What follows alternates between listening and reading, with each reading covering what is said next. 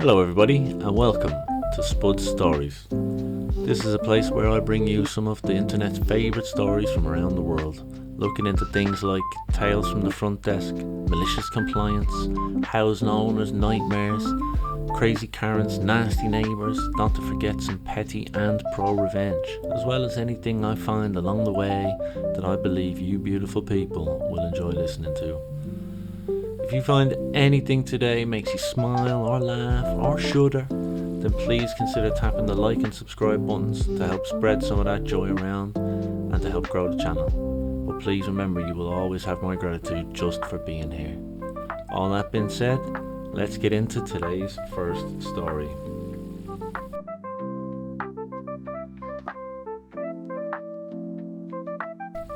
Hello, first time poster, long time lurker here.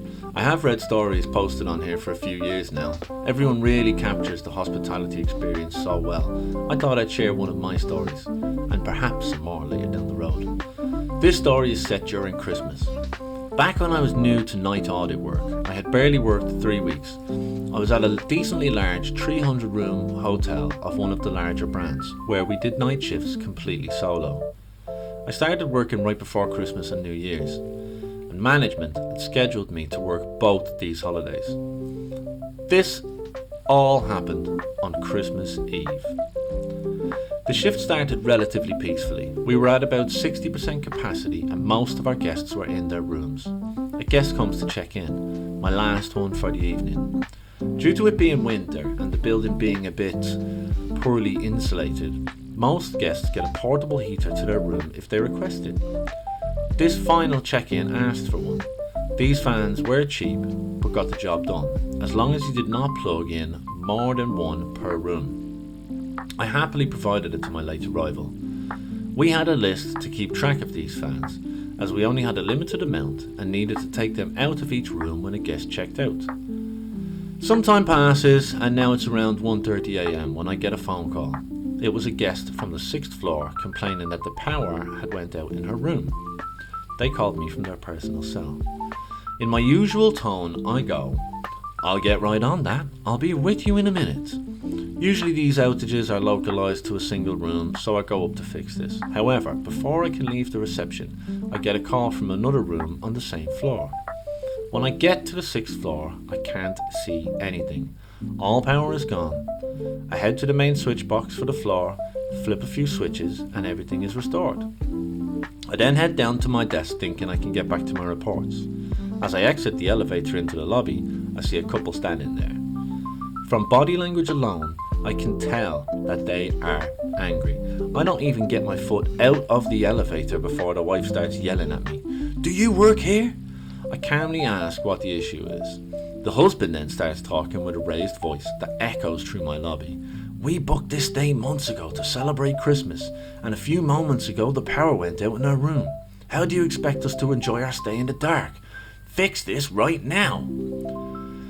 Having literally just fixed the problem, I told them that the issue is resolved, and then they both tell me to issue them a refund for the inconvenience this caused them. Mind you, this power outage happened past 1 a.m. when most people are asleep. Immediately I tell them I will not be offering a full refund for a power outage that lasted all of 5 minutes. Then they angrily take the elevator up. I'm thinking, great, here comes another bad review on Booking.com. Another few minutes passes and my 3 lobby phones all ring at once, all from different rooms, all on the 6th floor. I pick up the first one. I hear the voice of the husband that had just been complaining to me on the other end of the line. "You said the issue was fixed. We just lost power again. This is outrageous. I demand to speak with your manager this instant." I tried to get a word in over his screaming to say that management isn't here for another 9 hours, but I will make a note of it. He then keeps screaming at me to fix this problem. At this point I tell him bluntly that I can't if he doesn't hang up the phone. I then hang up and head back up to the 6th floor to flip the breaker on. Power returns, all is well. Until I go back downstairs to find the same couple back at my desk, screaming at me to refund them and other such nonsense that I can't do my job. At this point, I am more understanding that this is becoming a problem. I give the guests our GM's business card. As this lovely interaction finishes, all of my phones start ringing again. And out of the elevator come 2 more people complaining about a lack of electricity. I'm standing there overwhelmed at this point. Everyone is demanding refunds and trying to find out what's going on, and I'm the only one there to answer them all. I raise my voice, telling them all to be quiet and let me leave the front desk to go and restore the power again for the 3rd time. I tell everyone to grab the GM's business card and that they can all go to their office in the morning to talk about refund details. I then go back up.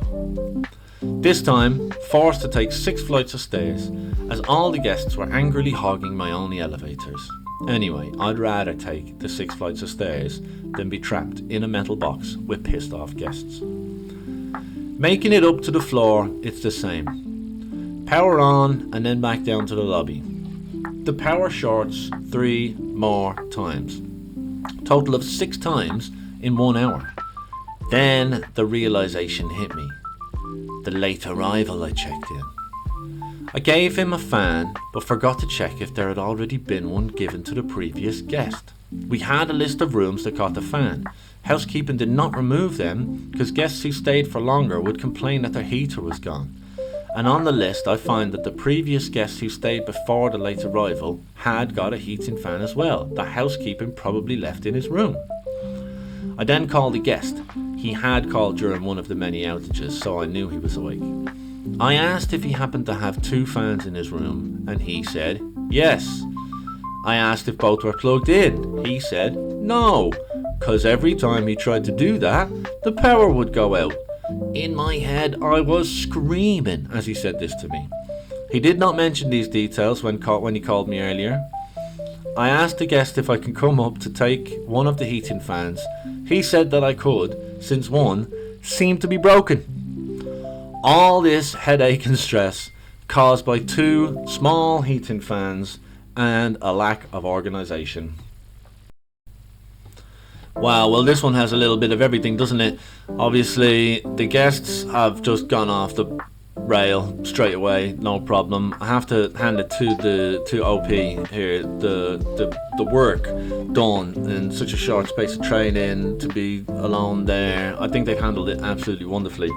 I'm so surprised of how many people were affected by no power at 1:30 a.m. to 2:30 a.m. in the morning. Like, most people should have been asleep, eyes closed, never even noticed until the morning when their clock was out by a couple of hours or something. But hey ho, it takes it all, doesn't it? Well, these are the kind of stories that we're here for, everybody, so I hope you enjoyed that one, right?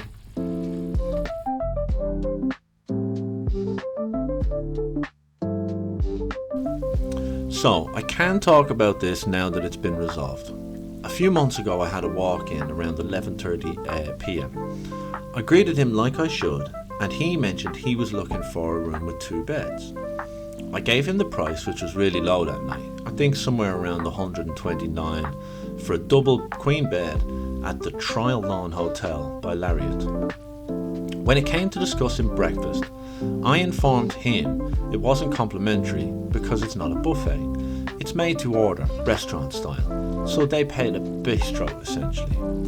And as soon as I said that, he got upset because, wow, nothing is free anymore, huh? With all the attitude. We discussed it some more, and before I finished finalising the reservation, I asked him if he would like to check out any other Lariat properties around us, because I know they have free breakfast. I used to work for those 2 a few years ago, and they're right next door to us. He said nothing, so I proceeded with check-in. Mentioned their amenities like the market. He asked if that was free, and I politely told him, no, it's not. It's items for you to buy for your convenience. Q Moore complains that nothing is free anymore. Like, no shit, Sherlock. The world has changed, and things cost more money now, or what used to be complimentary just isn't. But he just kept bringing up how nothing is free anymore over and over again. This was a big red flag to me. I've had people complain about pricing, but never kept repeating how nothing is free like this guy did. I gave him his keys and sent him, his wife and 3 kids on their way. It was like 11:45 p.m. at this point. I go into the back office and say to myself, no joke, With the amount of complaining he did, with things not being free, wouldn't it be funny if he tried to scam us by saying, "I fell in my room"? Well, I jinxed myself, because that's exactly what he did. He calls down about 20 minutes later after getting into his room, so around 12:05, and claimed his wife just fell and hit her head and leg because something in the carpet made her fall. She may have a concussion. I immediately ask if an ambulance is needed, because head injuries are no joke. He told me no, so I grab my incident report and I head up to the room to check it out. He's opening his room. The carpet in the room is being dragged with the door. He finally gets it open and goes, "See? This is what's caused her to fall." I'm immediately suspicious, because there was no way our staff missed something that bad. It looked freshly pulled out too, like just recently. I noted that to myself for later. Of course I talk with them about it, and he's standing around waiting for me to tell him the room is comped for the night, which I didn't say. What I did say is, "I'm so sorry about that. Yes, this should have been checked beforehand. Are you sure you don't need an ambulance?" They both told me no again, and they would just go to sleep. Weird thing to do after stating that she might have a concussion, but I can't force them to accept medical help if it's their choice. So I say again, I'm sorry about that. At this point, it's going to be up to the managers to take whatever action they may need to take. I stressed this question of needing an ambulance for a reason in which I'll get to. So I went to grab some ice from the machine for her head and offered them headache and pain pills from our market at no cost. The husband will just have to come and get them, as I don't know which medicine is best for them. Some people can have allergies. I take their info and leave. He never comes down for those pills either. By the way, I checked out her injury and I saw nothing. No red mark, no scratches or swelling.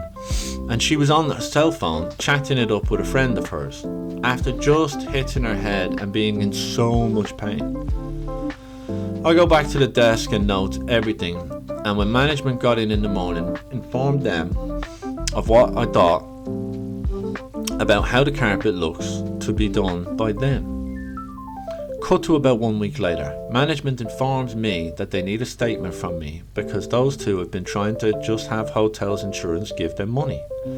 Not to pay for the doctor bill, because they never went. They just wanted the hotel's insurance to pay them out. They also stated that I never offered medical help, which I did. I type up my statement and send it to the Home Office, like I was asked, and come to find that they did indeed try to scam the hotel. See, the carpet being pulled up wasn't by us, as we checked with all the staff and maintenance to see if they forgot to put the carpet back together. Housekeeping said the carpet wasn't like that, as they could easily open the door without it dragging and the carpet back, nor did it catch on the door. It was firmly in place as it should be. Maintenance had never got into the room that day for any reason, as there was no problems with it. And them lying about me not offering the ambulance, as they figured out they just want insurance payout, so they get nothing. They also happened to smoke in the room and left their cigarette butts as evidence of that in the coffee maker, claiming it was already like that when we checked in. But when I went up to the room to fill out the incident report to get names, the room smelled nothing of cigarette smoke. I don't get people who think they can scam like this. Sure, it may work rarely, but you're going to meet the right business that actually checks on these things. Like, this will be found out. So you and your family get nothing.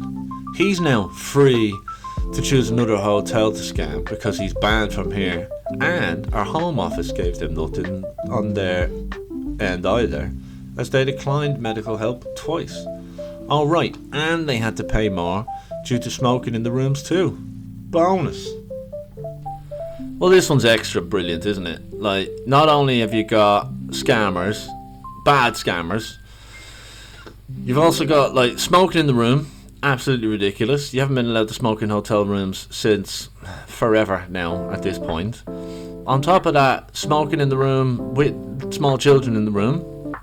like, that's extra terrible. I'm not telling anyone how to parent. Like, I have kids and I smoke, and I don't smoke anywhere near the kids. It's just not what you do.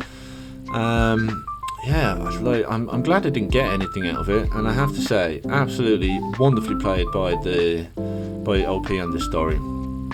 Absolute brilliant. I'm delighted that they had to pay extra for the room now because of the smoking in the coffee maker. That's just brilliant.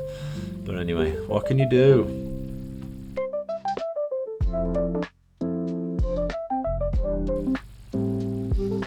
Okay, slightly shorter one here, everybody.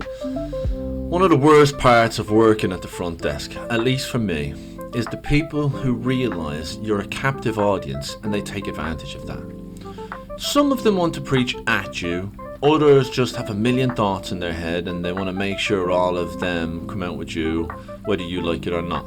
Today, I had to deal with the second kind. She's a long-term guest and a nice lady, but she's usually not quite this long-winded. Usually I can get away with her just babbling at me for 5 or so minutes, which is manageable. I guess today she had nothing to do because she talked at me for 25 agonising minutes. And I do mean talked at me, not to me. I don't think I said anything more than acknowledging noises throughout her whole speech. This was largely due to the lack of interest, but also she didn't really leave space in between sentences for more than actual acknowledgement that I was still conscious and ostensibly listening. After the first 5 minutes of her mostly complaining how unfair life is, I thought, wow, she sure has a lot to say today. When it stretched to 10 minutes, I began to panic, as she wasn't showing any signs of slowing down. I'm not the most social person, but I do enjoy a good conversation with guests. Even a mediocre conversation is fine. But when there is no room for me in a conversation, it's hard for me to stay engaged. It kind of just becomes an unrelenting noise. I can't stop. After 15 minutes, she started to walk away and said goodbye before I guess she decided she needed to tell me about the time her son's ex, Millie, had woken up from a nap and the TV was on, even though she'd turned it off and it wasn't on a timer, so that means the Truman Show is real. I spent the next 5 minutes of her talking, half listening and trying to look busy in the hopes that it would encourage her to stop. And mostly, I was just listening for a gap in which I could say something like, well, it's been nice chatting, but I have to do this task I just made up to escape from this situation. But people like this never leave more than enough room for a breath between their thoughts to keep their victims trapped.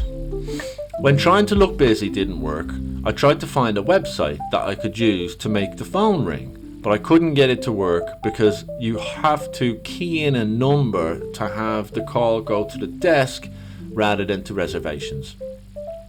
It only ended when another guest came into the lobby and she turned her attention to them. She complimented the guest's dress, and the guest chuckled awkwardly and tried coming over to the desk, and the woman just kept talking at her. Again, not leaving any room for the new guest to get a word in edgeways. The guest looked very confused, but humoured her for 2 to 3 minutes before she finally stopped and left. At that point, the guest pulled out her phone and held up a question for me in Google Translate. I bit my tongue to keep from laughing at the fact that the first woman had just been talking at her for a couple of minutes without even realising that the person she was talking to did not understand a single word she was saying. Well, this is just beautiful, isn't it? You've got a situation where someone doesn't understand that they're not being listened to, they're just yabbering on and they're wasting everybody's time. The perfect foil for that is to them to just be talking to someone who doesn't even speak their language. Absolute poetry, in my opinion. Not much more to say on that one, apart from beautiful.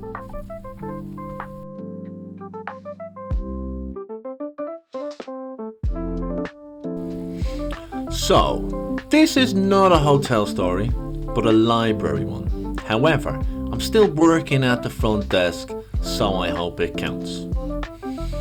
I worked at the front desk for a 24-hour college library. This is a huge building, 10 floors. According to my Google Health app, it's about 2 miles to patrol every floor, not counting the stairs. We had a front desk separate from the checkout desk, and the phone number on our website connected to the phone at this desk. So, one night, during finals season, we get a call from a woman asking if we knew where her daughter was. We did not. She then explained that she had been tracking her daughter's phone and it hadn't moved for the past 6 hours and she was worried about her. Well, if your daughter is a student, she's probably studying. We have a cafe in the building as well, so she wouldn't even have to leave the building to get food. I explained this to her. Your daughter's phone hasn't moved, likely because there's no need for it to. Yes, but she was supposed to text me back, and she hasn't. You need to find her. She could be kidnapped. Call her on your PA system.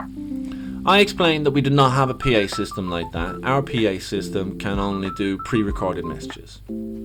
Well then, just go look for her. Now, this is a university library during finals week. I'm not walking through 10 floors and asking every study group if they know a insert daughter's name here and telling her to call her mom. I'm barely paid enough to do my regular patrols. I'm not paid enough to do this one. I told her if she was really worried, call the police. I tried that, but they said she's an adult. She's an adult. Wait, ma'am, how old is your daughter? She's 22. I barely managed to keep myself from saying nothing rude. Instead, I managed to get out something like, well, she's in a library during finals week. You don't have to worry. It's normal for students to spend this long here. She'll probably call you back soon. And I got her off the phone. Unfortunately, this woman called back an hour later, when I was replaced by one of our student workers on the desk. This student worker was very nice, bless her, but ended up looking up the 22-year-old's information in the student directory to send her an email telling her to come to the front desk and call her mommy back, which she did, and apparently the girl looked humiliated. Anyway, I just hope the 22-year-old realizes how much her mom crossed the line and was able to set some boundaries with her. But I also hope that the mommy realized how ridiculous it was to expect a 22-year-old college student to be at her beck and call during finals week. Well, I don't know about you, everybody, but if ever my parents had issue getting me on the phone, it was usually because it was exam week and I was not at the library or any place I was supposed to be. This parent is so controlling that they won't even let their child do the actual right, correct thing. Mad. Like, helicopter parents is the phrase that rings a bell. Absolute madness. Anyway, let me know what you guys think about that one in the comments, eh? Okay, everybody. Well, that's going to bring a close to our first Tales from the Front Desk episode, and I quite enjoyed it. I'm enjoying this process. I'm liking what we're doing. Obviously, many improvements to be made. But if you'd like to just sound off in the comments about the stories, about me, anything positive, neutral, negative, even go for downright hateful, I really don't mind. I'm going to get a couple more of these going and see how we go. Can't wait to start interacting with everybody, growing the channel, growing the community, spreading some of this joy around the place. But as for now, I'm going to get out here, and I really hope to see all of you in the next one. Please, if you got any love or enjoyment out of this, don't be afraid to tap them like and subscribe buttons. It'll really help spread the joy and grow the channel. As for now, I'll see you in the next one. Sláinte!